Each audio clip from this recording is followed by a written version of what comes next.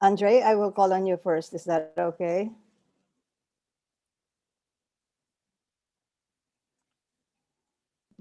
Yeah, that's fine. Yeah, may I call on you first?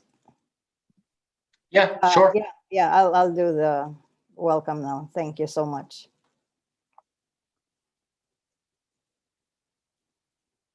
Good morning, good afternoon, good evening, everyone.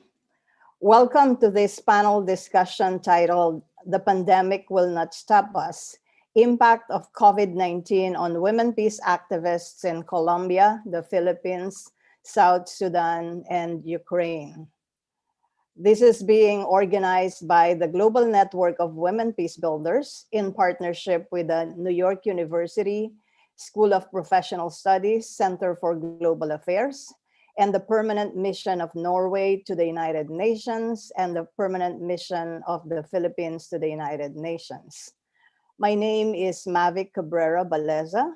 I'm the Chief Executive Officer of the Global Network of Women Peace Builders, and I will be serving as your moderator this morning.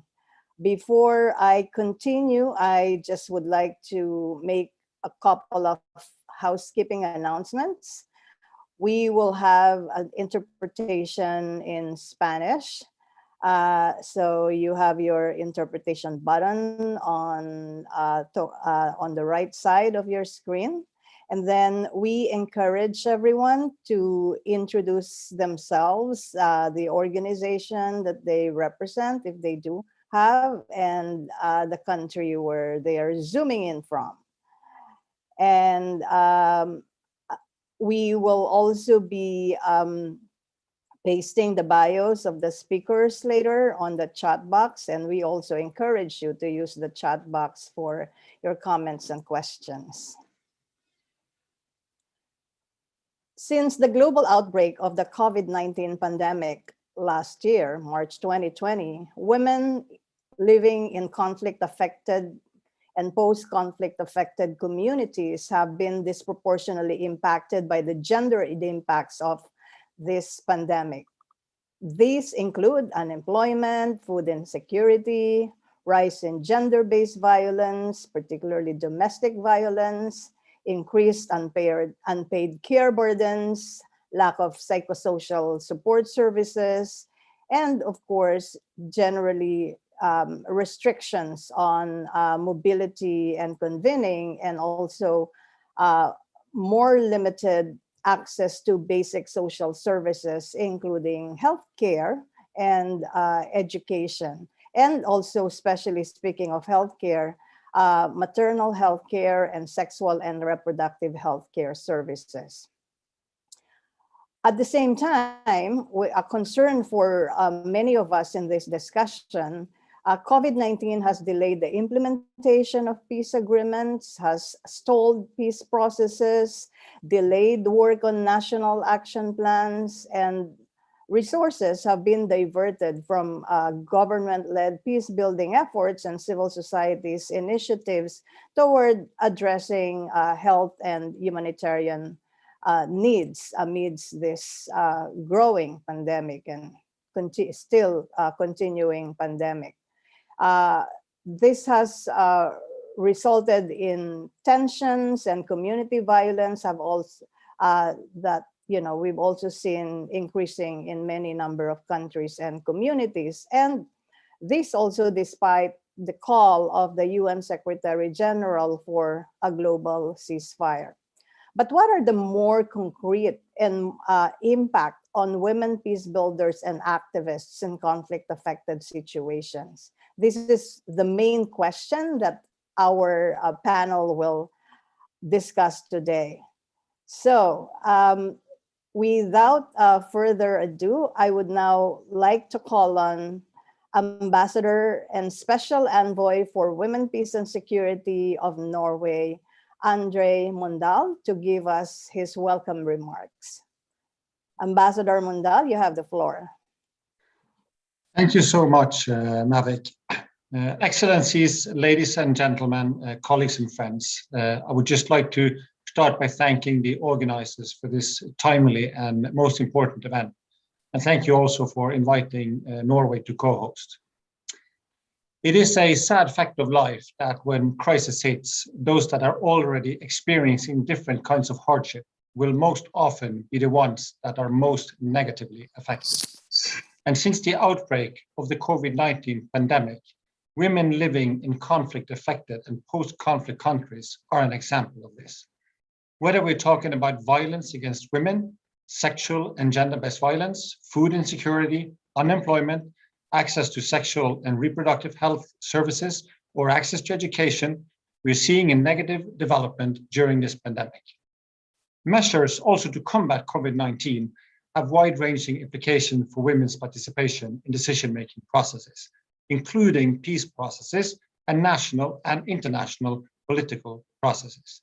Quarantine, lockdowns, closed borders, and restrictions on movement may affect women's abilities to meaningfully participate, both physically and virtually, in decision-making processes affecting their lives. At the same time, women are at the front line of the pandemic, as caregivers, organizing community response, and holding communities together in trying times. Against this most trying backdrop, women peace builders are heroically fighting for something as basic as having a seat at the table where decisions concerning their own future are taken. And they do this because they know that most likely, when they are not there, decisions will be taken that do not take into account their needs, their perspective, and their future. The pandemic has made the work of these women peace builders even more difficult. And we know that it was not easy to begin with, for numerous reasons. One main reason being that women's inclusion in peace and security efforts is too often considered an add-on to the real and important issues, as if it is a question of whether or not to give women a handout, when it is really about working for more effective processes and doing what is best for society as a whole. This just shows a lack of understanding as to what is at stake when you do not involve half of a population in forming the future of society. And it is often underscored by the argument, but why should women be present at the table when they did not take part in fighting the conflict? To that, I would like to say two things. One, it is not true. It just shows a lack of understanding of what conflict does to society. Women are part of the conflict as much as men and should therefore also be part of the solution. Secondly, where roles are indeed different and men make out the majority of soldiers, well, fighting a war does not in any way give you competence in shaping the peace or developing the appropriate security arrangements. Often, it can in fact be quite the opposite. We need all hands on deck when a lasting and just peace is to be made, and we must acknowledge women as our equal partners in this. That is why Norway stands firmly with women peace builders, not just because they have a right to participate in decisions concerning the future, but because they're working for peace and security for all of us, and because women's inclusion will bring about a more just and sustainable outcome. Sadly, when crisis hit, what seems to be on the negotiation table is the focus, attention, and also funding to this most important agenda, which is just another example of the lack of understanding the consequences that excluding women has on society. You would think that facing these horrific and gendered impacts of the pandemic, states would include women in the response efforts and develop gendered responses. This does often not seem to be the case. A survey including 30 countries carried out by CARE International revealed that pandemic response teams included only 24% women on average. In conflict-affected countries, the average female participation in such teams were a mere 18%, despite the fact that we know that women are at the forefront in responding to the pandemic. Or, as it was stated by National Geographic, women are the shock absorbers of society. They're just not in the highest paid jobs. The survey by CARE also revealed that 25% of the countries covered had not made funding or policy commitments to address gender-based violence, sexual and reproductive health, or economic assistance to women in the response to COVID-19.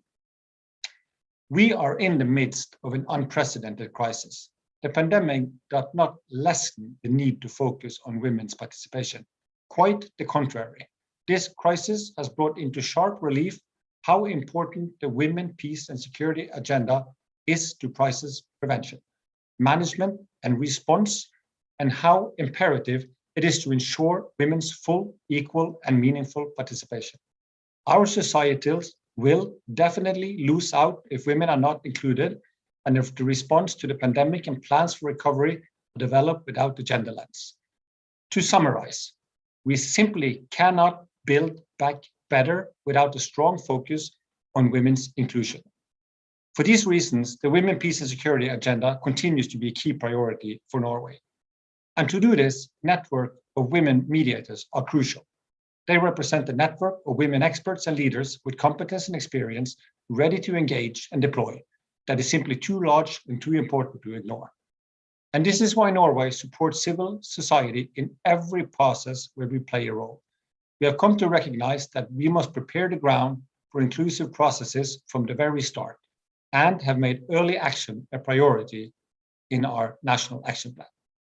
However, as you all know, we experience that the inclusion of women can be challenging. As a facilitator of peace processes, we have often had to be very creative to ensure women's participation. At times, it is a matter of agreeing to cover expenses for additional delegates when all the seats are filled by men. Other times, it's a matter of working hectically to ensure that women delegates have timely visas and plane tickets when parties in the conflict urgently decide to convene. On some occasion, it might even entail allowing someone to accompany the woman delegate where there is a cultural requirement or covering expenses for childcare. But as much as possible, we strive to ensure that women's participation becomes an integral part of the peace process. And as a facilitator, we see it as our responsibility to find appropriate ways to bring up the question of women's participation and gender perspectives in the substantive agenda with the parties, and to seek practical solutions to make it work. In Colombia, the implementation of the peace agreement with the FARC is affected by the pandemic. Due to strict confinement measures, many Colombian women are now at a higher risk of domestic violence and sexual abuse, including female ex-combatants in reintegration processes. In the midst of this situation, Norway supports efforts to increase women ex-combatants' participation in reintegration projects and strengthen the implementation of the gender components in the peace agreement.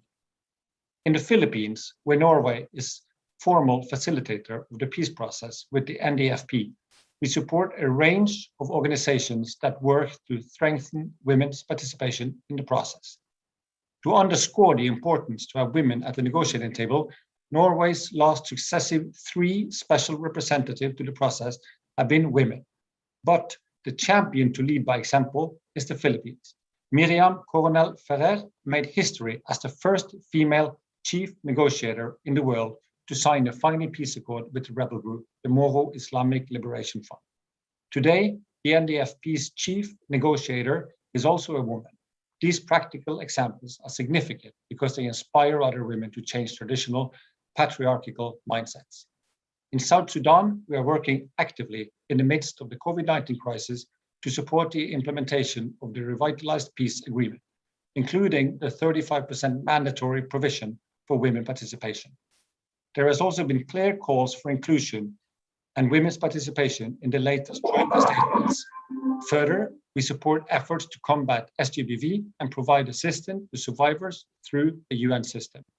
Meanwhile, our embassy is looking for innovative ways to meet the Juba 1325 group that Norway is co-chairing, even when ordinary gatherings cannot take place. We are connecting in new ways, but we know that women are marginalized by lack of digital access, and bridging this gap should be a focus. Then I'm coming to the end.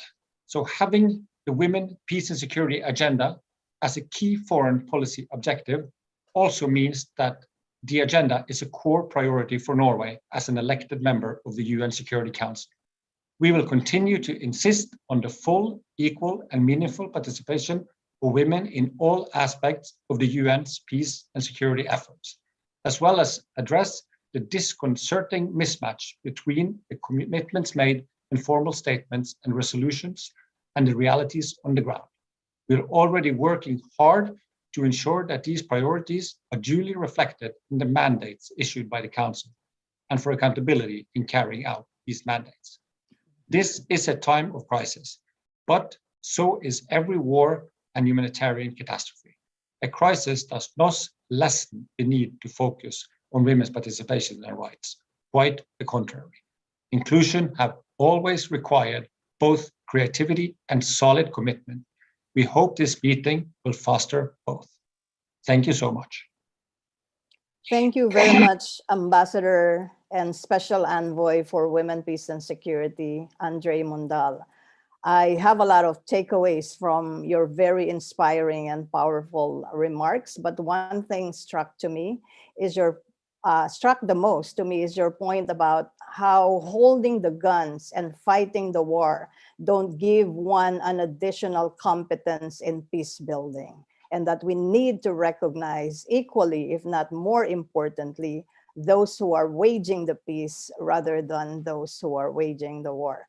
Thank you so much. And we look forward to our continuing partnership with Norway on our work on implementing Resolution 1325 and the broad Women, Peace and Security agenda. And I must say the Youth, Peace and Security agenda as well, which takes a special dimension now that Norway is a member of the Security Council. Thanks once again, Ambassador and Special Envoy. And now I would like to move on to our next special guest who would also give us her remarks. I would like to call on Honorable Attorney Maysara Dandamun Latif, a member of the Parliament and Women's Sector Representative in the Bangsamoro Autonomous Regional Government. And I would like to make a special mention that Attorney Maysara has been our long-term partner, beginning from when the Bangsamoro Organic Law was subjected to ratification. We worked closely with her since then until now for the advocacy for strong and effective implementation of the Bangsamoro Organic Law. Welcome, Attorney Maysara. Thank you very much, Mabik. I'm also very honored to be here. And Assalamualaikum warahmatullahi wabarakatuh to everyone. May the peace and blessing of Almighty Allah be with you today. I'm really honored, and I was also very intently listening to our honorable envoy from Norway, and also likewise agree with his findings that indeed there's really a long way to go in terms of peace building and for women to be able to achieve what they aspire for, especially in this time of COVID-19 pandemic. I'm honored to be invited in this virtual conference on the theme, The Pandemic Will Not Stop Us, Impact of COVID on Women Peace Activists in different parts of the world, like Colombia, the Philippines, the South Sudan, Ukraine, and of course, organized by my favorite, one of the most active global network of women peace builders, and also the New York University in partnership with New York University Center for Global Affairs and the Permanent Mission of the Philippines to the UN. I believe that a year ago, I was supposed to attend a UN side event and also talk about the Bangsamoro peace process, but fate had otherwise planned that I was not able to go there because of COVID-19. So that's a missed opportunity. But this time, I hope I'll be able to share with you what I know about peace building in the Bangsamoro, this part of the world. There's a global consensus that when women are involved in peace building activities and peace processes, they there's a guarantee of a more durable and lasting peace. There's in fact a study that examines 82 peace agreements and 42 conflicts between 1989 and 2011 that found out that agreements with female signatories, like what our ambassador from Norway said, no, Miriam Coronel, are more likely to bring lasting peace. And in fact, that's what we are now implementing. The first peace agreement that was negotiated and signed between the government and the rebel was in fact the product of a woman, no, Miriam Coronel Perez, and that's what we are now implementing, the peace agreement. Peace agreements signed by women are also likely to include provisions that are more no, socio-political and economic in nature. When women are involved in these agreements, they include provisions aimed at equalizing representation of both men and women in the political spaces, such as by including electoral gender quotas. We are now advocating for a zipper nominations, meaning alternating nominations of women and men in party list nomination. We want a 50% representation in the party. Women are more likely to think of and importantly include these considerations that would otherwise be forgotten in spaces dominated by and exclusive to men. These are important provisions that should be enforced because those provisions are linked to increasing women's representation, not just token participation, but substantial representation in the legislature and in the all levels of governance and decision making.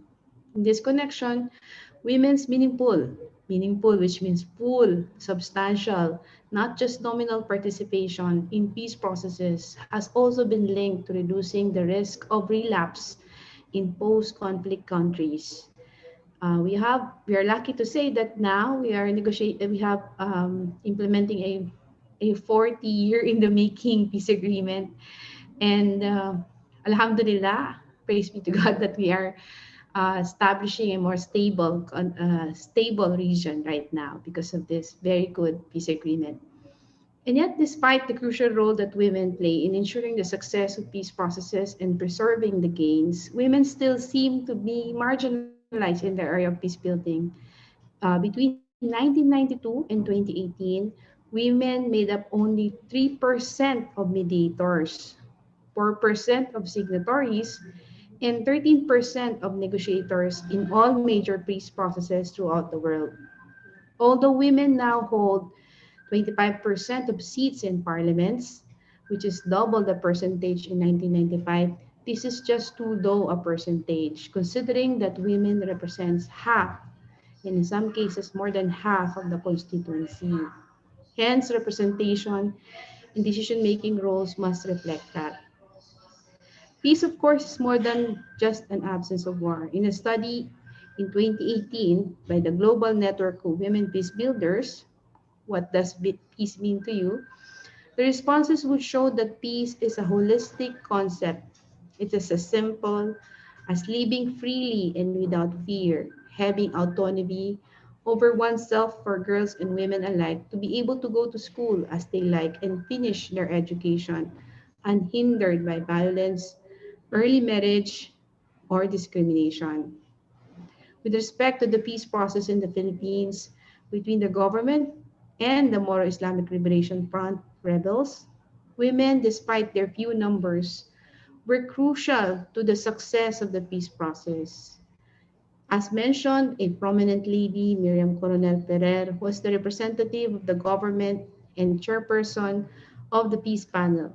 Meanwhile, another lady, a lawyer at that, Cecilia Jimenez, was the government's representative to the Transitional Justice and Reconciliation Commission that worked as part of the normalization process of the peace process. Women who were appointed also, like myself, to the Bangsamoro Transition Commission were important contributors to the development, lobby, and ratification and passage of the Bangsamoro Organic Law and the subsequent plebiscite that followed. What we can see is that women are always involved at every stage of the peace process. However, women are not only active at this highest position of leadership because they are no strangers to the hard work that is involved in building a foundation from scratch. They start a family and eventually expand to the community. In communities all over the world, even in the farthest and most remote rural areas, women are community leaders. Health crises in general, like what we are experiencing right now, tend to impact women disproportionately compared to men. And this COVID-19 pandemic is no different. There is even an added dimension of increased gender-based violence as enforced lockdowns force our women to remain in close quarters with their abusers. Women peace activists in the Philippines, therefore, face limited movement limited economic opportunities, and marginalization due to loss of livelihood, gender-based violence, and general paranoia and fear for themselves and their families prevail.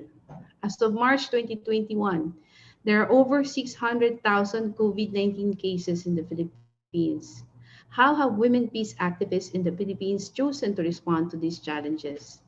They continue to be active in conducting relief operations, raising funds, providing necessary lifelines, and fighting misinformation through community building activities and programs while observing COVID-19 protocols. In fact, a study by the UN Women on Gender Snapshot COVID-19 in the Philippines shows that COVID-19 posed a particular challenge in the Bangsamoro Autonomous Region in Muslim Mindanao. Bayan Samayatin, the executive director of the Moro Women Development and Cultural Center and a mediator herself, shared specific challenges faced by women mediators and peace activities. She explained how the pandemic had a detrimental effect on the Bangsamoro's financial stability. And because of this, the women in the community are the ones who take additional burdens to take care of their children, their families, and their communities. She goes on to add that violent groups, extremist groups, capitalize on crisis by offering money in return for loyalty and without reinforcing peace agreements and in fact undermining it. It would be easy to convince those suffering because of the pandemic to join these extremist, violent at that groups. If we improve people's living conditions and ensure they have economic opportunities and safety and security, extremist groups will lose their hold, she added. Another one, Hadja, Jobay Jocolano, who is a peace advocate, also has been with the Moro National Liberation Front for some time and a fighter at that, a warrior, and worked in aiding medical teams and counseling survivors at the front lines. She was also active in championing the peace agreement between the MNLF and the Philippine agreement, government in 1996. But she explains how the pandemic has given rise to a shadow pandemic or the rise in the home-based violence cases affecting women and girls. Kisa Marie Hualden, IP, an indigenous people leader of the Teduray group, tribal leader, who live in South Upi, Maguindanao, explained the role of women mediators when they help resolve conflict and reconcile communities so that peace can be maintained despite this pandemic. Last year, 2020, which is the 20th anniversary of the adoption of the UN Security Council Resolution 1325 on Women, Peace and Security, that calls for the adoption of National Action Plan or WPS around the world, where 85 out of 193 UN member adopted NAPs. However, only 24% dedicated their budgets for that adoption. Such a low number. The Bangsamoro government, through the Bangsamoro Women Commission, and I'm proud to say that I am one of the authors and principal authors of this bill creating this commission, launched the BARM Regional Action Plan for Women, Peace and Security just last year in time for the 20th anniversary. And I'd like to share with you that just yesterday, this same commission, headed by Ma'am Bainon Caron, a former warrior also from the MNLF, in partnership with the United Nations Development Program, UNDP, launched the Women Insider Mediators, a rapid action and mobilization platform, or WIMRAM, a network of community-based mediators from both the Moro and the indigenous people community in the Bangsamoro, composed of organizations and individuals who are trusted mediators in their communities, and they receive adequate training from the Bangsamoro government and UNDP. These women aim to create spaces for dialogue and mediation for peaceful resolution of conflicts that provide rapid response for de-escalating violence in our community and focus areas on humanitarian response and advocacy against VAUSI, gender-based violence, child and early marriage, forced marriage, community-based mediation, and peaceful engagement and providing supports to widows and orphans of war. With that backdrop, I'm really excited and looking forward to hear the detailed findings and recommendations based on the study conducted by the New York University Center for Global Affairs on how this pandemic impacted women peace activists all around the world. And I've also shared with you our experience. I'm also excited to hear other experiences of other peace activists all over the world in other countries. I'd like to end our statement from our women, from another Bangsamoro women mediator, that there can be no peace without women. Thank you very much, and assalamu alaikum, and welcome to today's event. Thank you very much, Attorney Maysara.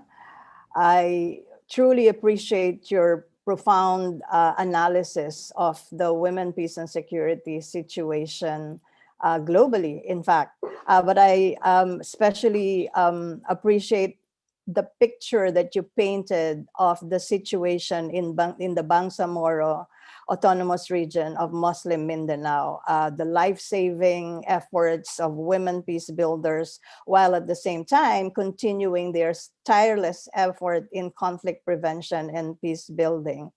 It just shows, that conflict and crisis response together are in the DNA of local women peace builders. Thank you so much. And now we move on to our program. I now would like to call on our amazing student researchers who will present the research findings and policy recommendations. They are Christine Choi, who is a master's candidate at the NYU Center for Global Affairs with concentration in human rights and international law. Her graduate thesis is on the lack of transitional justice mechanisms following the Bosnian War for rape camp victims and survivors. The other equally amazing student is Catherine Barron, who is doing her masteral program in the same center at NYU, Center for Global Affairs. And she's pursuing a concentration on international law and human rights as well. She's currently writing her thesis on the sexual violence that ISIS employed on Yazidi women and how it constitutes genocide in accordance with international legal principles. The rest of their bio are on the chat. Christine and Catherine, you have the floor. I believe it would be Christine first, right? Yes, hello everyone. I would first like to start by thanking the permanent missions of the Philippines and of Norway to the UN, GNWP, and NYU Center for Global Affairs for this incredible opportunity. My name is Christine Choi, and alongside me are my fellow graduate researchers, Heidi Gasparetti, Sana Bolukolu, and Catherine Barron. This past fall, we had the privilege to compile a joint report with GNWP under the supervision of NYU professor Dr. Anne-Marie Getz. Next slide, please.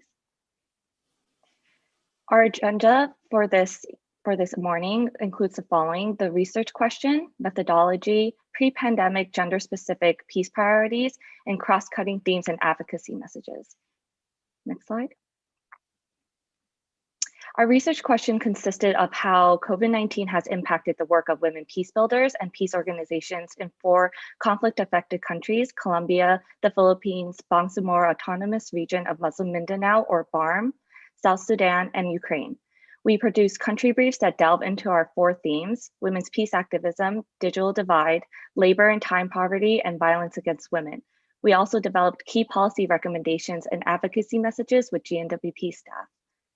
Next slide. Our methodology consisted of 24 90-minute interviews with local women peace activists, lawyers, government officials, academics, and journalists, as well as desk research and consultations with GNWP staff. Our list of interviewees was compiled according to GNWP's contacts, snowball sampling throughout the interview phase, and social media and desk research. We had our questionnaire translated into Spanish to send to our Colombian participants and had translators present for several interviews. Next slide.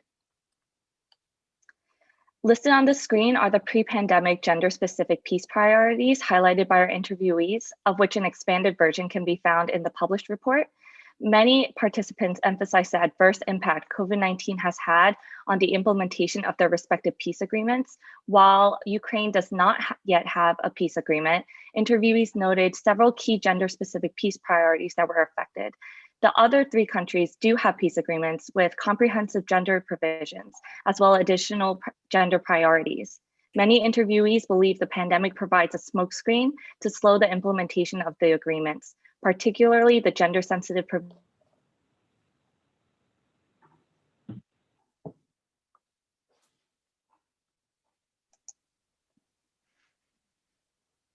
Yes, hello. Many interviewees believed the pandemic provides a smokescreen to slow the implementation of the agreements, particularly the gender-sensitive provisions that would call for more inclusion of women in key decision-making roles.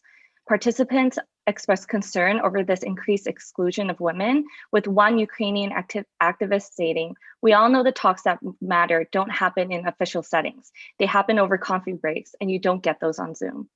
Next slide, please.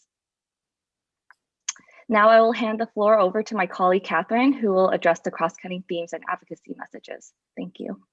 Thank you, Christine. I'm going to start on the next slide with membership of peace groups. Okay, so youth were more likely to be active due to a generally greater knowledge of the digital space and were key in sustaining women's peace activism and peace building efforts. Interviews from the Barron noted young people are much more engaged in online events and contributed to online workshops during COVID. Internet connection can be unstable in Mindanao, but one government official disclosed her experience hearing a 16-year-old high school student shedding light on matters she normally would have expected from a more mature individual. A similar sentiment was expressed among South Sudanese interviewees of additional youth engagement within the diaspora. We also learned of a hesitancy among youth in Colombia to get involved, as peace building is seen as political, especially in an increasingly violent context in which activists have faced backlash. So organizations are working to create ways to build trust and recruit Colombian youth. Digital access has been vital, but for some, the lack of digital access completely altered the face of women's peace movements. One Colombian interviewee said her organization lost 88% of her members due to unreliable access to technology, whether that is lack of skills, reliable internet and service, or the physical space to privately conduct work. Another interviewee said, "Technology is a protagonist right now in the pandemic." An aspect of this shift was also an increase in cyber violence.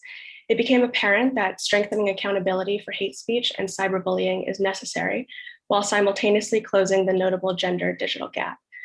Additionally, as a result of the digital boom and due to economic pressure, there were alarming accounts of children in the Barm being forced into paid cyber pornography by their family members. Next slide, please. Challenges to organizational sustainability. So during COVID-19, there were widespread funding and investment cuts, which greatly affected the ability of women's peace groups to function and exacerbated the gendered economic impacts of the pandemic. Some women peace activists noted the reallocation of organizational funding from international donors and governments led to a decrease in scope of activities run by local women's peace organizations not directly related to COVID-19.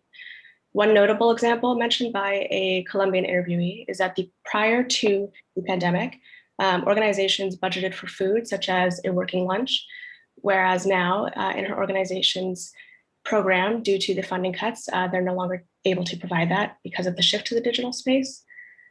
Next is mental health. So all 24 participants expressed the widespread decline of women's mental health and its impact on women's peace work. There was a significant increase in women's suicide rates, volume of calls to crisis centers, and burnout. In the Barm, heightened depression and anxiety due to school closures and lockdown have increased suicide rates among young people as well, with reports of students as young as 9 committing suicide. Across all case studies, interviewees shared the sentiment that mental health is the ongoing and perpetually upcoming health crisis. It is important to recognize peace building as a crucial aspect of sustainable solutions to any crisis, and governments need to construct their responses through gender-sensitive lenses to uphold women's economic security and mental health by addressing the disproportionate burden COVID-19 has unloaded on women's shoulders. A South Sudanese interviewee described her frustration, exclaiming, "You're forcing us to be poor. You're forcing us to die hungry, especially our children, and we'd rather die of COVID-19 instead of hunger." In Colombia and the Barron, existing socioeconomic measures initially allotted for former female fighters were redirected to unemployed individuals during the pandemic. The decommission process in the Barron has severely slowed because of it, and it was playing a large role in the normalization process and reintegration into society. Investing in women is investing in peace, which is investing in sustainable and cohesive resolutions. Next slide, please. So last is change household composition. COVID-19 contributed to major changes in familial structures. Women felt an expansion of domestic responsibilities and saw a rise in pronatalism. In recent years, Ukraine has seen a booming surrogacy industry as it is legal and significantly cheaper than other Western countries. Over 100 babies were born during lockdown, and biological parents were unable to pick up their newborns due to border closures. So one of the major agencies housed babies with doctors and caregivers in a hotel in Kiev and gave biological parents a 50% daily discount until travel restrictions were lightened. In the Barron in South Sudan, child marriage saw a surge due to increasing poverty, forcing girls out of school and into marriage for financial stability. Across all 4 case studies, lockdown measures greatly impacted family compositions and altered the number of individuals within households, all with the backdrop of shrinking incomes and deepening food insecurity. But in the Philippines and Ukraine, migrant workers contribute enormously, about 10% or more depending, to GDP. Border closures put an additional strain on families particularly dependent on remittances, and thus social protection measures must include the needs of returning migrants. And last is pronatalism. Early in the pandemic, the Ukrainian president called on younger citizens to solve the country's declining population growth and encouraged a fertility boom. He stressed, stay at home, read books, watch movies, but as for the younger population, no one has canceled the demographic crisis in Ukraine. I think the time has come to fight this problem too. Yet women's access to sexual and reproductive services was minimized due to lockdown measures and left many women with few options in all 4 case studies. Next slide, please. This concludes our concise delivery of our findings, but on this slide, we have a quote from each country regarding the multifaceted reality of the pandemic. First, from Ukraine, this became an opportunity to reach out to women with whom we haven't worked with. Next, from South Sudan, it's just creating this amazing digital space where you could talk gender issues, women's issues. From Barron, COVID impacted peace in a way that for a while there, it was kind of a peaceful with ceasefires, but it was all a sort of facade. And last, from Colombia. So it was a relief to know that despite what is happening, people are still speaking openly. There's been an increase in the killings of social leaders, but still, they insist. Thank you all for your time, and we look forward to hearing from our panelists and to your questions. Thank you so much, Christine and Kat. I won't attempt to summarize your very rich presentation, but there's one thing I would like to tell you on behalf of the Global Network of Women Peace Builders and our members around the world. You help us become more strategic and effective in our advocacy. You help us translate the words of the Women, Peace and Security resolutions into realistic actions on the ground. So thank you so much. At this point, I would now, I would like to make a shout out to my colleague, GNWP's Director of Programs, Agnieszka Dutra Santos, who very, very ably represent us in our partnership with the NYU Center for Global Affairs, not only on this research, but on the practicum more broadly. Thank you so much, Agnieszka, for all your hard work, including the coordination of this event. Moving on, I would like to, for us to proceed to the panel discussion. We have a formidable lineup of speakers who would provide more insights in relation to the findings of the research. The first speaker is the Honorable Elizabeth Achan Aguaro, who is a member of the National Transitional Legislative Assembly of South Sudan and a mediator and negotiator herself. One of her most important work in this area is being a mediator to the efforts in peace negotiation between the Ugandan government and the Lord's Resistance Army. I would also like to mention that the Honorable Betty Oguaro is a member of the Global Network of Women Peace Builders Board of Trustees, and we're very grateful and proud of that. The rest of her bio are on the chat, and Honorable Betty Oguaro will be followed by Maria Dmitrieva, who is the Gender Specialist and Program Manager of Democracy Development Center in Ukraine, a very active member and longtime partner of GNWP in our efforts to implement the Women, Peace and Security agenda in Ukraine. Maria is a longtime women's rights activist and national gender expert. She has been very vocal about the violations of women's human rights in Ukraine and all over the world for more than 2 decades. Last but not the least, our other panelist is Martha Alfonso, coordinator of Red Departamental de Mujeres in Tolima, Colombia. Martha is a university professor in the field of social sciences, and she specializes in family and community health. She also works as an advisor on public policy issues with a gender-sensitive approach. Similar to Maria and Honorable Betty Aguaro, the rest of Martha's bio is pasted on the chat. Betty, I would like to start with you and welcome once again. Thank you for taking time off from your busy schedule to join us this morning. Could you please tell us more about the impact of COVID-19 on peace building, including the implementation of the revitalized agreement on the cessation of conflict in South Sudan? How, in particular, it has affected the provisions related to gender equality, including the 35% quota for women's participation in decision-making and representation in government positions. And I'm sure you will also add your perspective as the coordinator of the national dialogue. You have the floor. Thank you very much, Mavic, and I want to appreciate all the participants on this discussion. My internet is kind of weak, so I hope you are able to hear me.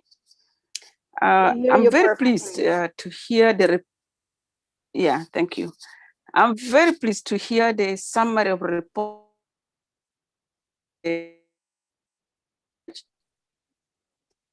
Betty, I suggest you turn off the video. I think that would strengthen the audio. Of COVID. I'm not able to hear, it's breaking. May I suggest that you turn off your video? Hello? Hi. Yeah, okay. I've turned it out. Is it better? Yes, it seems better. Thank you. Okay.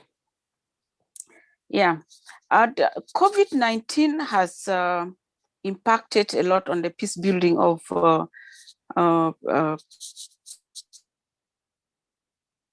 civil society, the government itself, and also the parliament. Because first of all, COVID-19 doesn't allow people to gather. So you cannot peace build if you are to communicate effectively. When you communicate through telephones, it is not as effective communicating by face. We are not able to gather in one place more than 10 people at one time. And you have to get permission, 19 management team, and it takes a process and it takes time. So this alone actually impacts on the peace building work that either civil society, even members of parliament are doing. Because one major important thing at the moment for South Sudan is to see that the revitalized peace agreement is implemented. A revitalized peace agreement is going very slow. COVID-19 is an excuse, but there are also other reasons. But for us to follow up these reasons, we need to meet the people, the responsible people, and talk to them. But the excuse they always give is you are not allowed to meet face to face because of the COVID-19. And if you telephone, your telephone is either not answered or they will tell you we'll call back and they will never call back. So this has really frustrated a lot of our work on peace building. And when you look at how women and men are really working towards the implementation of peace agreement, there are more work from the women, whether they're in the civil society or they're from the parliament, towards encouraging the signatories to peace agreement to really implement the peace agreement. The people of South Sudan are so tired. There are so many things that are going wrong. People are not able to get their salaries. It is now 8 months that people have not got any salary at all. And you would wonder, how do people live? And then also the government is not able to sit to review the market comparative to the salaries of the people, because there's of this claim of COVID-19 doesn't allow people to sit and meet. We don't have the internet capacity that people can virtually meet and make decisions, because the internet capacity is very weak in many of the government institutions. So all these are frustrating the work of peace builders and also frustrating the implementation of the RRCs. You have asked also for me to talk about the 35% quota for women. This is a very frustrating percentage. To us women, we think there is no political will to implement the 35%. So now we are now shifting away from talking about 35%. We are now shifting into making women more effective and qualified to compete with men, not just to have the 35%, because 35% is now being abused. It has never been respected, and it's not going to be respected because there's no political will. So if 35% is not going to be respected, how will peace really be implemented completely in South Sudan? I heard before somebody saying, without women, there is no peace. Of course, without good number of women participating, not only in peace building, but also in development of the country, there is no peace. So to me, COVID-19, yes, has impacted a lot on the work of the people, because one, we are not able to pass the information we want to pass face to face. We have to send it through letters or emails, which are never responded to, and you don't see the people, how they react. We are not able to meet in a big number. Normally people meet in small numbers. The civil society do not have the money or the capacity to make several meetings or to have virtual meetings. So to me, this has really impacted a lot on the work. And as you heard from the research, in South Sudan, having closed the schools because of the COVID-19, this has resulted in a lot of young girls being married off without their will, or actually they are getting pregnant because they are idle. There is nothing there which is keeping them busy. And it is one of the things that is affecting the people of South Sudan. Thank you. Thank you very much, Betty, for sharing, those very important, though very sad realities in South Sudan. But at the same time, we admire the courage of women peace builders and women's rights activists, and yourself in leading in this process of the national dialogue in support of the implementation of the revitalized agreement, despite all of the challenges. We move on to our next speaker, Maria. Maria, my question to you is, what are the examples of women peace builders' adaptation to the pandemic, or mitigation and adaptation to the pandemic? And in particular, I would like to ask you to share what have been the challenges and opportunities created by the shift to the virtual modality of work. Okay. Thank you, Mavic. Hello, everybody. Hello, my dear colleagues, and hello, friends I haven't met yet. In my answer, I will mention a lot of things that have been already mentioned in previous presentations, because while we may look different, we do face the same challenges, especially when we are working in the conflict-affected setting. If you don't mind, I will first outline the overall situation in Ukraine briefly, related to the conflict, overlapping with the pandemic, and then I will dwell more into what we've been doing specifically, and how shifting to the digital media shaped our work, what were the challenges and what were the opportunities. So if you don't know where Ukraine is, it sits in the middle of Europe. It's the largest country in Europe territorially, and Russia invaded our country, occupied parts of it, and it supports the occupational regimes on those territories. So as a war-affected country, we are facing the pandemic not in our best shape. A lot of it was mentioned previously in the report that colleagues from the New York University prepared, that our migrants had to come back to Ukraine from Europe and other parts of the world, and a lot of people lost their jobs under the pandemic, and the household responsibilities for women doubled, and women had to arrange the education of their children long distance. Say, I have a 6-year-old, and this year she went to her first grade, and more than half of this first year of hers she spent here at home. We are lucky we have reliable internet connection and we have a computer, but mostly she spends her time watching cartoons and not doing her classes, so I don't blame her. But for women who live with several children, it is a real challenge to find enough computers and to find internet reliable enough for them to participate in long distance education every day, especially if they live in rural areas where there is very poor internet connection, if at all. So it all went along with the growing levels of domestic violence, growing levels of sexual violence that is not reported to the police, but women working in the support groups and hotlines for victims attest that this number has grown compared to last year before the pandemic began.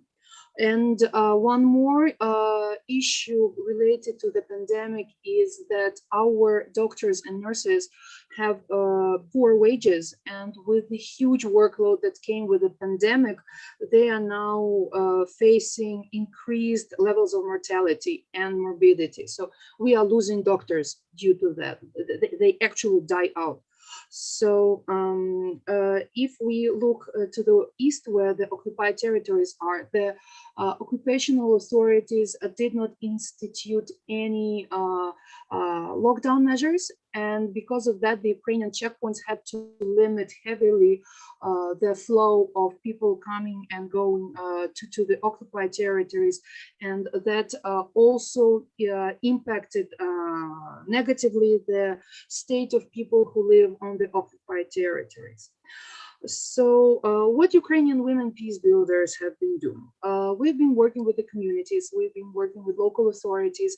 We are trying to make the workload that women are carrying more visible, acknowledged, and recognized, which is not always easy, because in our country, there are always things more important than women's rights. Like, every single time you raise the issue, there are some other problems that we have to address first. In the initial stages of the pandemic in Ukraine, we concentrated our organization, Democracy Development Center, with support from the Global Network of Women Peace Builders, which was timely. And as ancient Latin people said, bis dat quicito dat, twice gives the one who gives in time, right? So we concentrated more on providing the disinfectants and protective gear to people in rural areas who had pretty much no access to these protective measures. And later we switched more to working with psychological support. We conducted trainings for people in rural areas and for people who have low mobility level on how to prevent burnout, how to take care of themselves psychologically.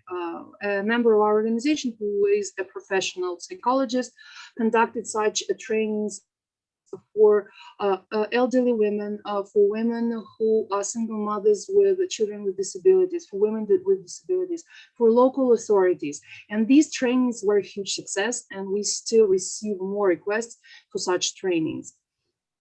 Another thing that we did under this project, our specialist on computers had been providing group consultations and individual consultations to these groups that I mentioned on how to use Zoom or how to use social networks to promote their, say, if they do some handmade stuff, how to sell it online, and other ways that women can benefit from online services and what is available to them there. Another thing that we did, we provided consultations for local authorities on the law on domestic violence, how to implement it locally, how to establish referral systems locally, how to establish the algorithm of action when a woman who is a survivor of domestic violence, how they can help her.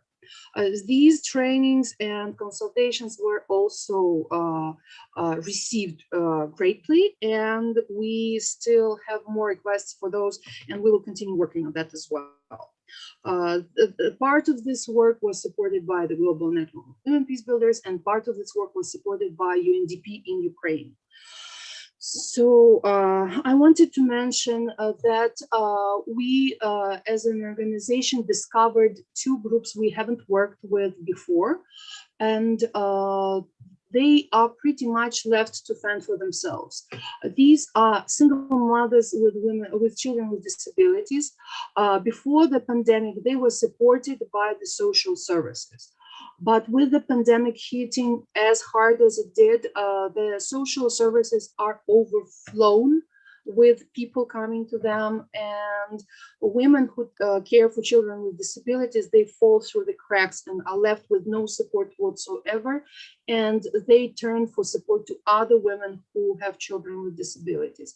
For them, a huge support was working to prevent burnout and educational trainings on how to interact with schools to get access to inclusive education.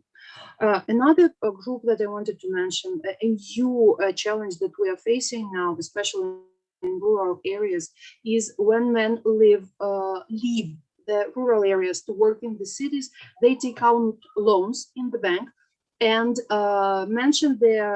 write down their wives as co-signers. And then they disappear, they don't return the money, and banks hire collecting services that harass these women by calling them insistently and threatening them and their children, including threatening them with rape and murder. Police is very reluctant to work with these cases because banks are perceived to be in their right to claim those debts and those loans. So as to online work, when we just started conducting events on Zoom early into the pandemic, it was very unusual and difficult, and we didn't know where to start and how to organize them and how to shift our training methods to online media, because if you worked with people face-to-face in your trainings, it takes some adjustment to switch to online. But as time went and we took part in different events and participated in different trainings, it became easier and easier.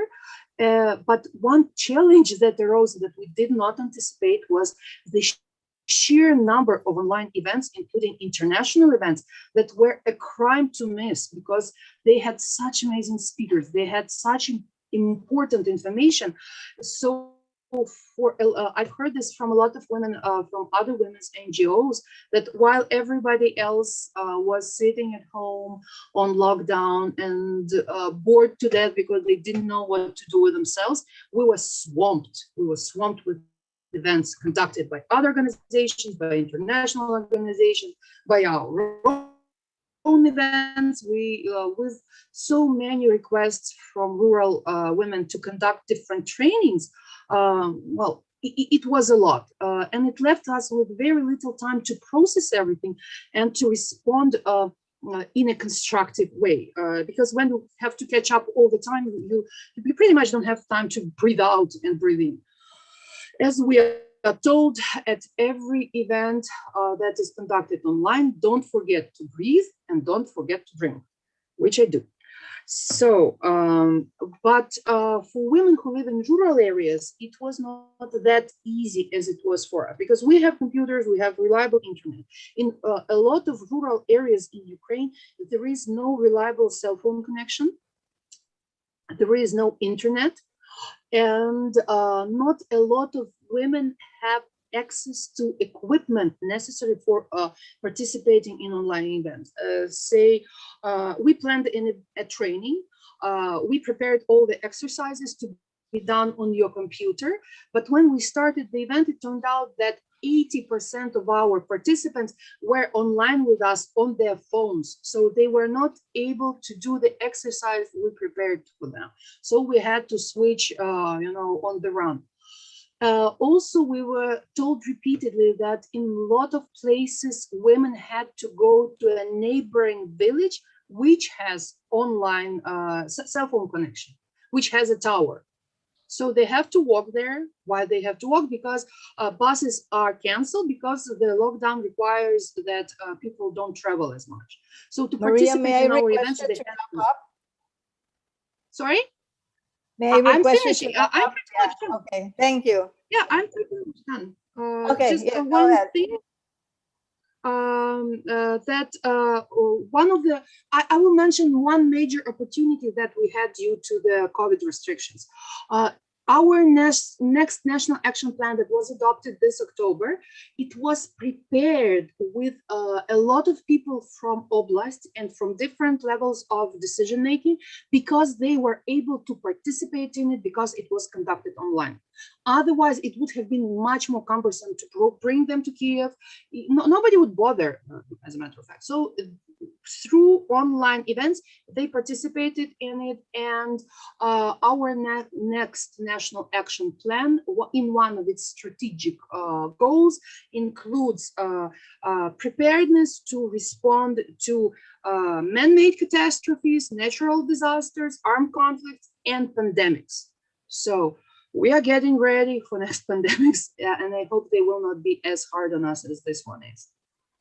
Thank you. Thank you very much, Maria, and for the richness of your presentation, but also for highlighting that we are actually now overcompensating for the lack of in-person interaction with our countless Zoom meetings, and also for highlighting the digital divide, and I must emphasize that the gender gap within the digital divide.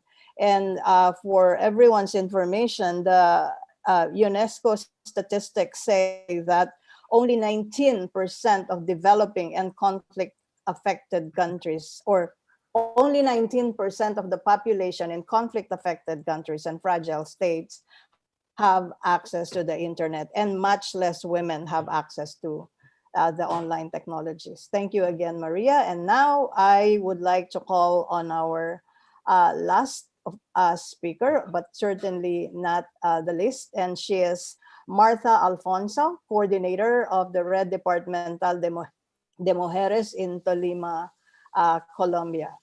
Martha, the microphone is yours. I'm sorry, I should highlight the question that I have for you. I'm a bit panicking with time, obviously. So the question I have for you is, how have the women in Tolima continued their work to advance holistic peace implementation, and particularly the peace agreement with the FARC, and what is needed to support women's peace building efforts? You have the microphone.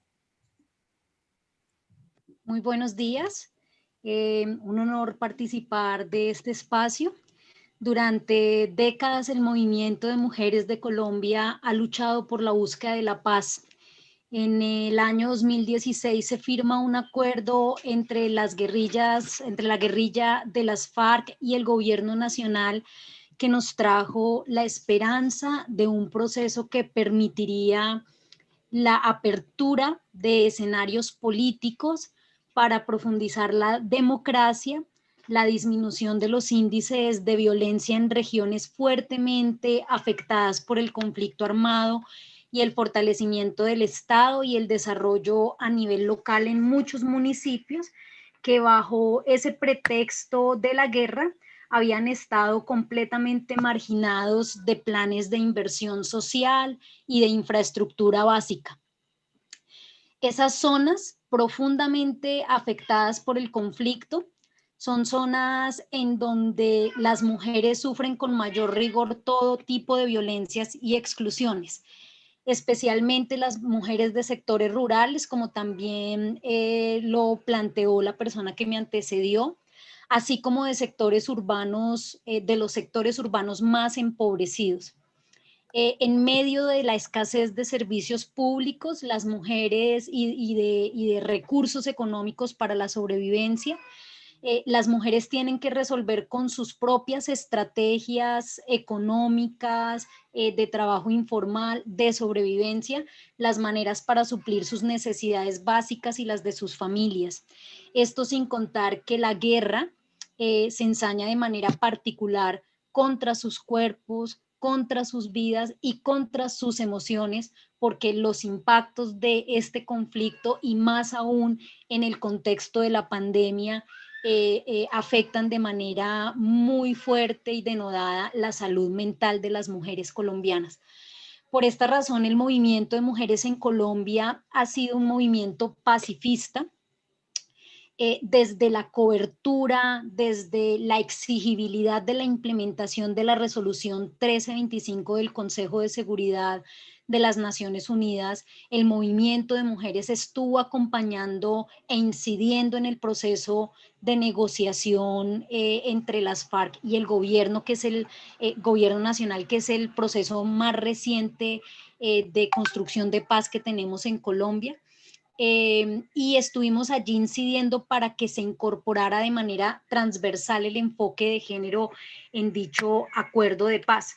Hoy tenemos un modelo de acuerdo que es modelo para el mundo entero y para todos los países y conflictos bélicos, por la manera en que se transversalizó el enfoque de género en él.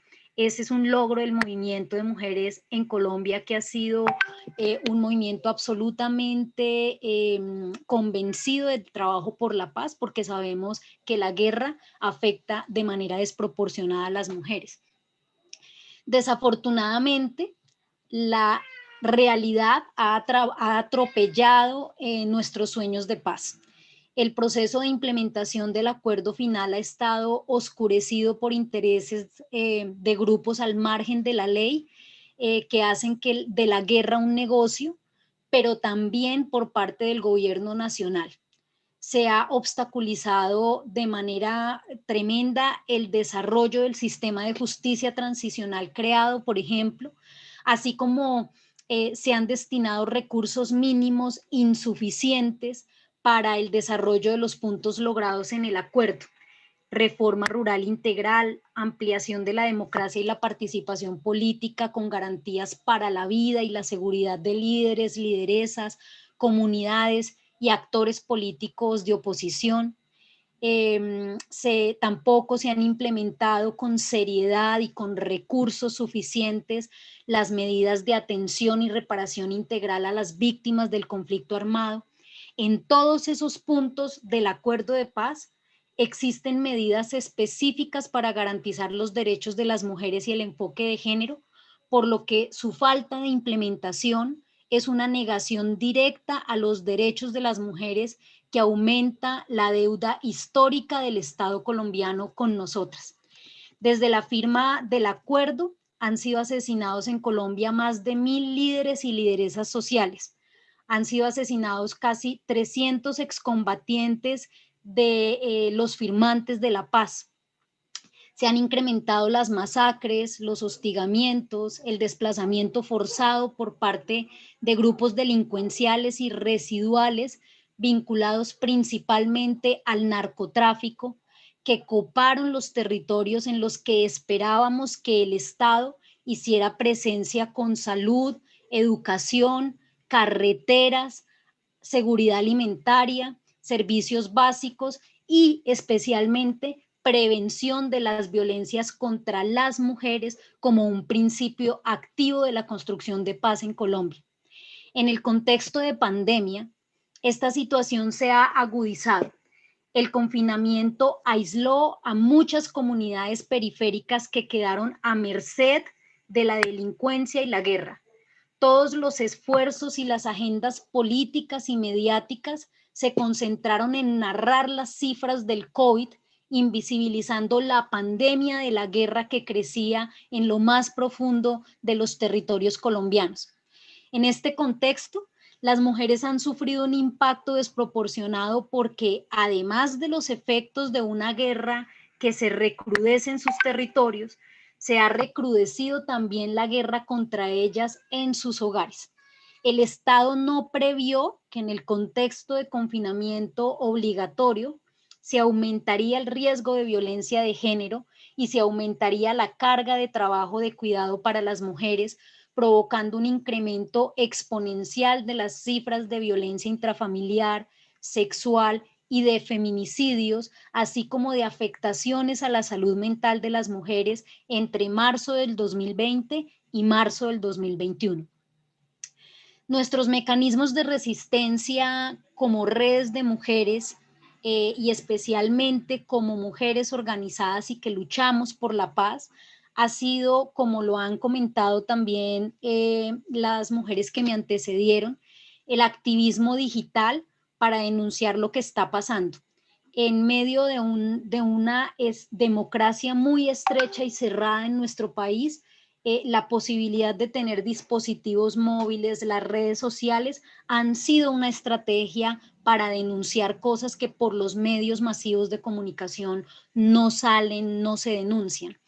Un ejemplo concreto de nuestra experiencia, por ejemplo, como red departamental de mujeres, y en eso creo que coincidimos, ha sido una estrategia global, mundial de las mujeres constructoras de paz, por lo que escucho de las anteriores experiencias.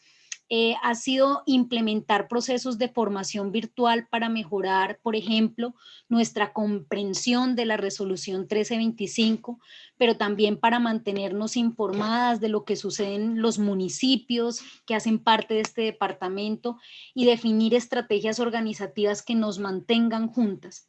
Desafortunadamente hay mujeres de zonas rurales dispersas que no cuentan ni siquiera con internet y hemos perdido completamente el contacto con ellas, lo que las somete a un mayor aislamiento y riesgo por este contexto que les estoy comentando. En medio de la dificultad, la pasión por la paz nos ha permitido concentrarnos en el apoyo a procesos locales, al acompañamiento a pequeños emprendimientos de mujeres de sectores rurales. Ha empezado a tener protagonismo en nuestras agendas el tema digital, virtual, el tema productivo, la situación de las mujeres rurales. También a nivel nacional, pese a todo el contexto de violencia y discriminación en el contexto de la pandemia, se han logrado cosas muy importantes por el movimiento de mujeres como la paridad política en listas a cargos de elección popular. Y hoy, en medio de muchas resistencias de personas en el Congreso de la República, se está peleando la paridad de género en la elección de las altas cortes que administran la justicia en Colombia. Creemos que ese sería un gran avance para la paz.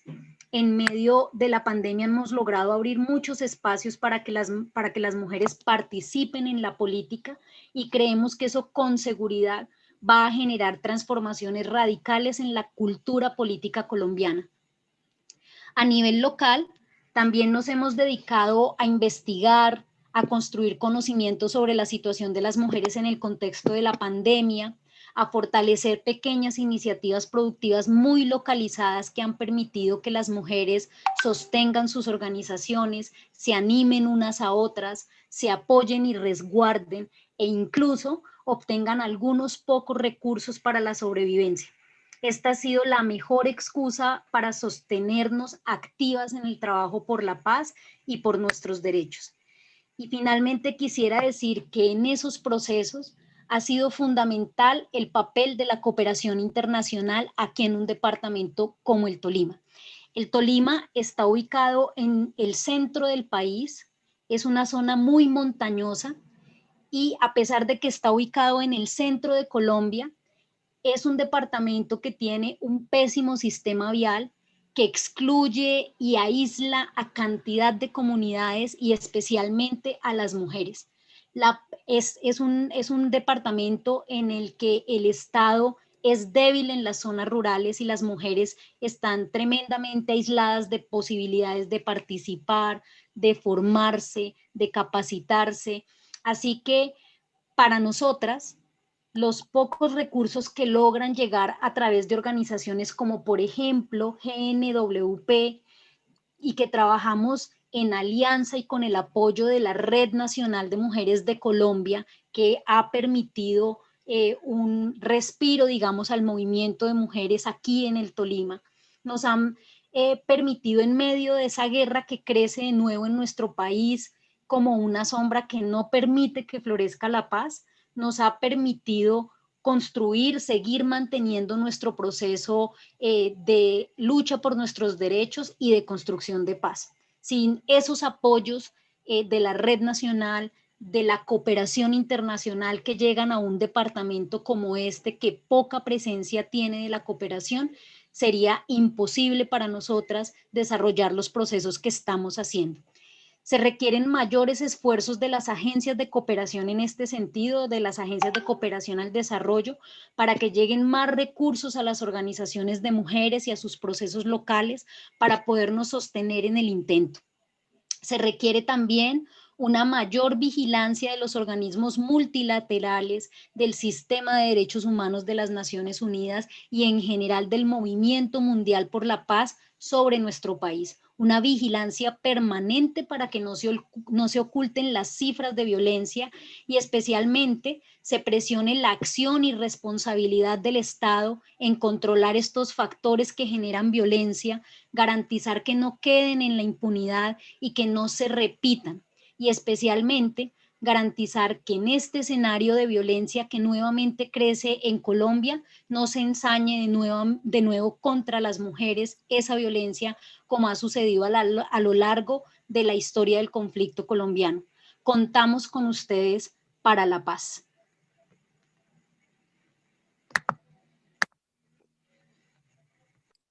Muchas gracias, Martha, por tu perspectiva tan importante, por compartir los difíciles desafíos y los incansables esfuerzos de las mujeres constructoras de paz en Colombia. I would like to make an announcement. We will be extending the session for 15 minutes, so we will end at 10:15. And yeah, I hope all of you can still join us. I know it's late in some parts of the world, in the Philippines, for example. But yeah, those who can, we invite you to stay on. And now, I would like to invite a good friend of the Global Network of Women Peace Builders, Dr. Anne-Marie Getz, who is both an academic and a policymaker. She is a clinical professor at the NYU Center for Global Affairs, but prior to this, she was a senior advisor at the United Nations, particularly UN Women, on gender, governance, peace, and security. And a very important role that she plays in this partnership is she is the remarkable supervisor of Christine, Kat, Senna, and Heidi, who I believe are also in this event, the other two masteral students who conducted the research. Anne-Marie, my question to you is, supervising this very important research, and I know you're also observing and maybe involved in other researches as well on the impact of the COVID-19 pandemic on women's peace activism and implementation of the Women, Peace and Security agenda broadly. What do you think are the next avenues for research on this topic? Thank you so much, Mavic. And actually, the question about future research avenues is something we should also put to the student researchers if there's time. And I know that there's little time, and many attendees and participants have posed questions. I would like to say I'm so impressed and thankful to our panelists from the Philippines, South Sudan, Ukraine, and Colombia, who have spoken about the ways that the research has resonated for them, but also added new elements. Each one of them brought up issues which have been quite alarming and interesting. And I guess I want to be extremely brief, but I do want to say so much emphasis at the UN is put on, if you like, the upstream processes, getting women to the peace talks. And that is, of course, extremely important. And we know that it makes a big difference when women are actually there. It makes, in fact, as we've seen through actually another collaboration we had with GNWP last year, when students researched what is more important, having women at the peace talks or having gender-specific provisions in the peace agreement? To everyone's surprise, we found that the thing that was most important after the conflict was having women at the peace talks. Why? Because there's a sort of path dependence. When women are visible, seen as leaders, being involved in the construction of the peace is actually a really important way of credentializing them for the peace building process. And it turns out, as we've heard from some of these contexts, that actually having a role in the peace building process is as or more important than being there to shape the peace agreement. And so that's one point. The second point is all of you speakers have brought up things that I wasn't actually even aware of or expecting to hear. I don't know why I didn't think about this, but Maria, of course, single mothers with disabilities, very likely the worst affected by lockdown measures and by the risk of infection. The points that all of you made about mobility constraints, that's another one that we need to research. Why is it? I mean, it is, we know why. Women suffer from much greater mobility constraints than men because of income crises and shortfalls, because of care burdens and so on, and because of access restrictions. They're not allowed in the spaces where decisions are made. So these are other areas to research. I guess I would add, in all of the case studies, it would be very interesting to know, what have the men been up to? And all of you alluded to that. In the Bangsamoro region, as Honorable Maisara Latif said, of course, women are part of the transitional government, so have been very involved in the decision making, but in other contexts, it's not so straightforward. So I will stop there. I will just say one last thing. The basic principle of feminism is to bring people from the margins to the center, to recognize contributions that are off the screen and out of view. And so in that regard, I would name once again the two students who were not presenting, not because they didn't want to, but because time is short, and that's Heidi Gasparetti and Sena Bolukoglu. And then also I want to acknowledge the GNWP staff who have moved mountains to make this research possible: Agnieszka Fal Dutra Santos, Nico Salamat, Katrina Leclerc, And Dina, I'm not going to say it right, Lakhehal or Lakhal, I'm not sure how to say your last name, Dina.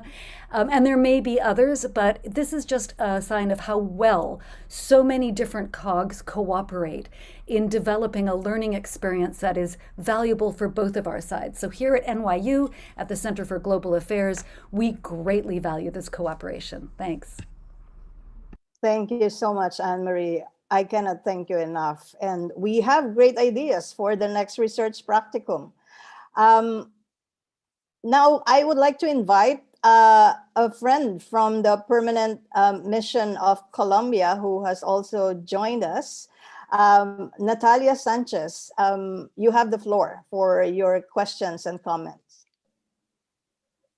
Muchas gracias. ¿Me escuchan bien? Sí, la escuchamos. Sí, sí. Perfecto, muchas gracias por el evento, por quienes nos han expresado sus perspectivas y en particular aquellos relacionados con los desafíos y los avances en mi país. Como mencionaron, yo soy de la Misión Permanente de Colombia, soy la experta en asuntos de género y estoy muy feliz de estar con ustedes. Había preparado mis remarks en inglés, entonces los voy a dar en inglés y me disculpo de antemano porque debo correr para seguir negociando las conclusiones acordadas que por supuesto tocan estos temas de manera muy específica. This session is an opportunity to share good practices, in particular facing new challenges and as the pandemic in order to take effective actions that guarantee the participation and leadership of women in peace building and peacekeeping processes.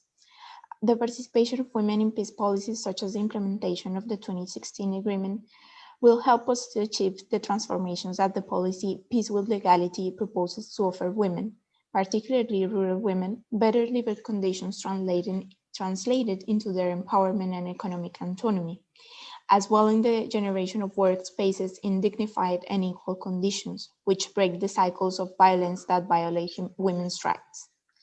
The COVID-19 pandemic is not only a public health emergency, but it also has impacts on the world economy, affecting the more vulnerable, including women. In Colombia, we have made enormous efforts to foster social cohesion and resilience, empowering local communities in all sectors by effectively supporting initiatives from women, youth, ex-combatants, and other key actors will also allow us to come up with groundbreaking ideas that present solutions to the crisis and maintain the economy flowing. In order to face the socioeconomic challenges faced by women peace builders, the action of the international community is very important. Therefore, we need to reach a global consensus with international financial institutions to increase resources to alleviate the payment of debt of emerging countries that most needed and contributing to their development. The Colombian government and the United Nations have been advancing progressively in the implementation of the 2016 agreement without losing perspective of the pandemic. We have not stopped. The Office of the Presidential Advisor for Stabilization with the Presidential Advisor for Women's Equality continued to carry out the work of accompaniment and technical assistance to the entities responsible for the implementation of the 51 gender indicators of the framework implementation plan of the agreement. As Marta Alonso mentioned, it is a cross-cutting issue. For example, to promote the economic sustainability of people in process of reintegration, productive projects involve people from different groups, and the active participation of the gender group created by the agreement is taken into account during the implementation of these projects. Additionally, productive projects that are considered must have in their formulation the social component, which encompasses the gender approach, and at 1, identifying the number of female participants, 2, promoting and guaranteeing the participation of women in the productive project, and 3, recognizing the productive role of women. Regarding gender-based violence in the context of the pandemic, which is a concern that we share, the government has been working to mitigate the impacts of COVID-19 on women's rights, including specific guidelines to prevent and address such violence. We need to analyze the identified cases of violence with the aim of strengthening actions to prevent and address these situations.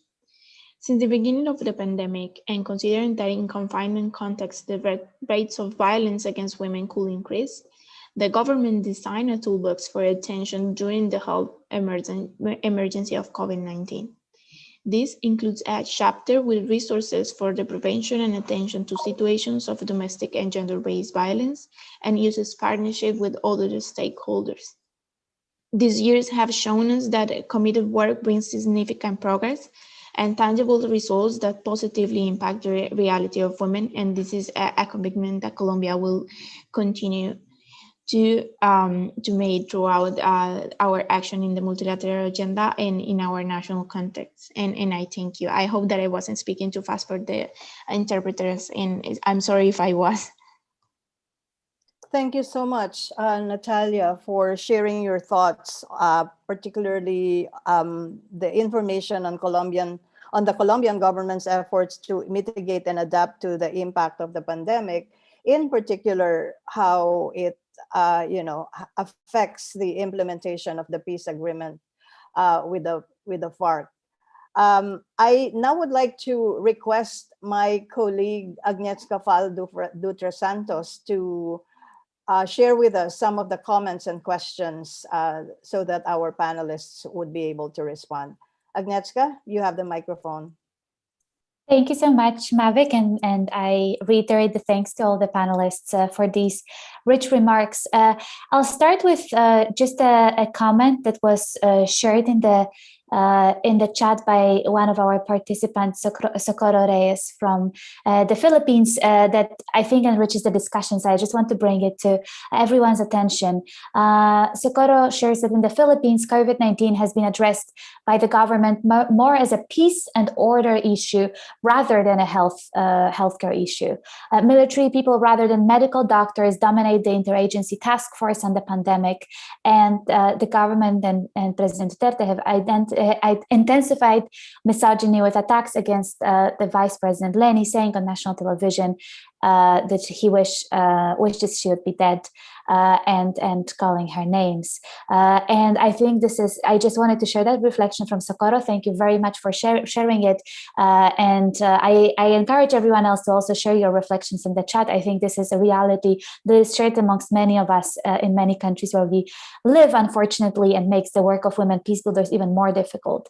And now on to the questions to our panelists. We have a few questions that are targeted to a specific panelist and then one for everyone. So first for Honorable Betty Aguirre, the question is, how could young women specifically be more involved, more included in the implementation of the RRCs, especially in the wake of COVID-19, including through the 35% quota, which Wevin says tends to target the more senior or the more seasoned women peace builders. So what are the entry points and strategies to bring in more women in this process?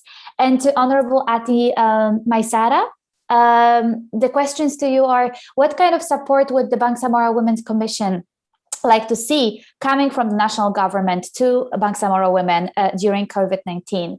Also, what do you think are the differences in the way women and men, perhaps in the parliament or in the population more broadly, approach the policies and priorities during COVID-19 differently? And finally, what role do women peace builders have in preventing violent extremism during the pandemic? This last question, I think, would be interesting to hear from all of our speakers on. What role do women peace builders have in preventing violent extremism, preventing recruitment by armed groups during the pandemic? And finally, a question to all: how can we strengthen the protection of women human rights defenders, civil society activists, and peace builders during the pandemic? So back over to you, and thank you, everyone. May we call on the Honorable Betty Aguirre first? Thank you, Mavic, and thank you for the question. How would young people be involved? Actually, we are now encouraging young people to get more involved. There are so many entry points. The young people can join the young people's activism through EVE organization.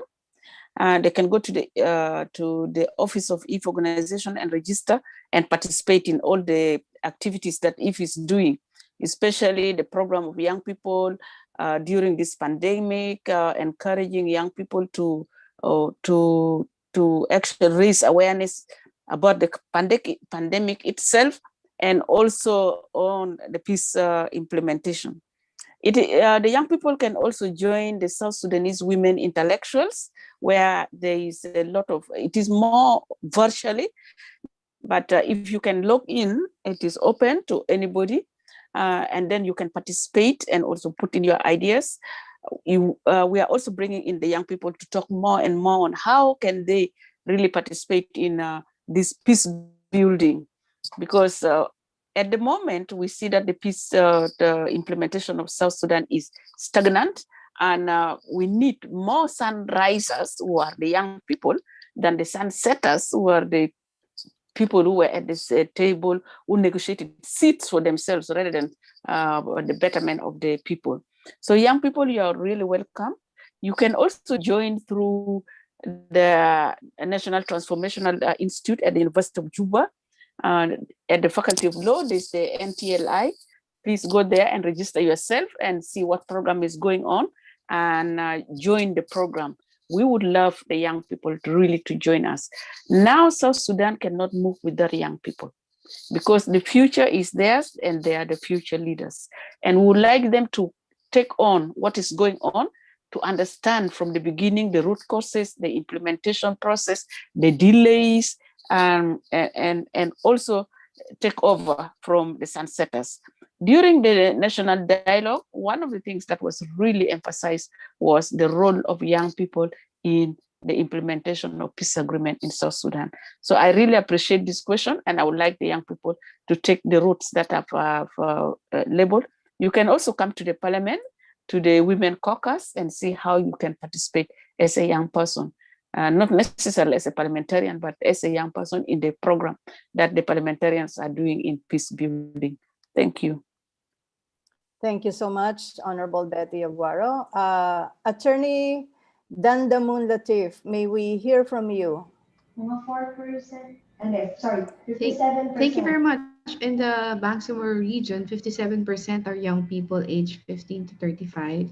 So what we encourage them to do is first to register in this continuing registration for Bangsamoro election, should there be a regular election in this coming 2022. So the first thing that they need to do is they have to first register themselves so that they can exercise their right to vote, and for 18 years old above.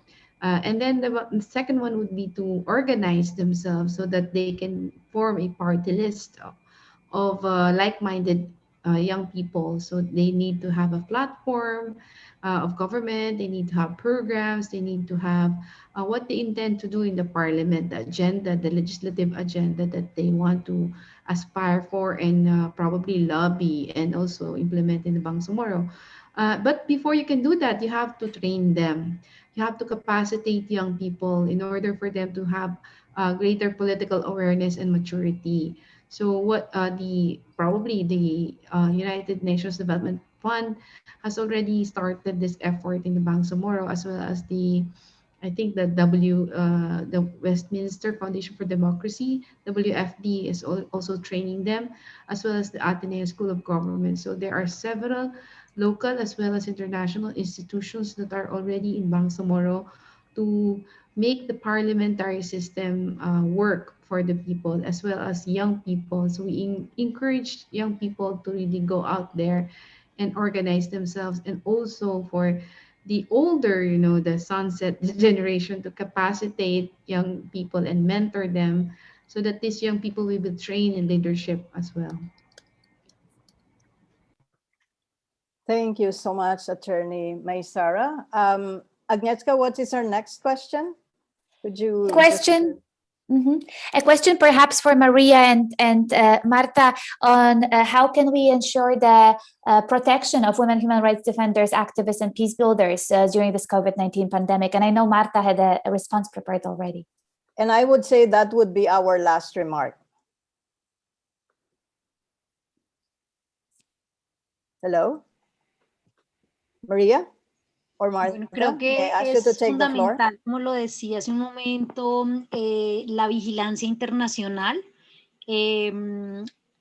digamos, los movimientos de mujeres nos hemos movilizado en Colombia fuertemente porque este tipo de violencia que ha sufrido, que hemos sufrido las mujeres y que sufre en general la población colombiana en el marco del conflicto armado, sea parada de inmediato por el Estado, pero desafortunadamente pues esto no pasa. Lo que estamos viendo en este momento es como un nuevo ciclo creciente de violencia social y política, y en esa medida es fundamental la vigilancia internacional, que todos los organismos de la sociedad civil y el Movimiento Mundial por la Paz y el Movimiento Mundial de Mujeres esté vigilante de esto que está sucediendo en Colombia y que está sucediendo, creo, en regiones que todavía están impactadas por conflictos bélicos, como lo hemos escuchado hoy, para que haya una presión internacional hacia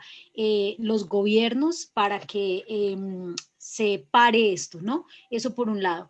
El segundo tema que creo que es fundamental es el de seguir formando a las mujeres, promoviendo procesos de concientización sobre la resolución 1325, sobre la implementación en sus territorios. Un tercer punto que creo que es fundamental tiene que ver con la participación política de las mujeres, que haya cada vez más mujeres en política, está transformando, va a transformar digamos, los escenarios institucionales, y en esa medida creemos que se puede mitigar de alguna manera tanta violencia contra defensores y defensoras de derechos humanos. Finalmente quisiera decir que el fortalecimiento de las redes de mujeres es muy importante, y como lo decía hace un momento, en ello la cooperación internacional,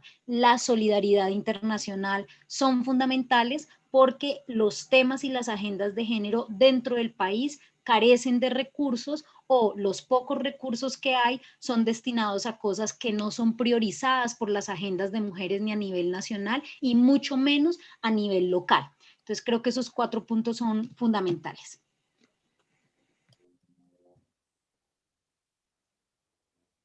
Gracias, Marta. Maria?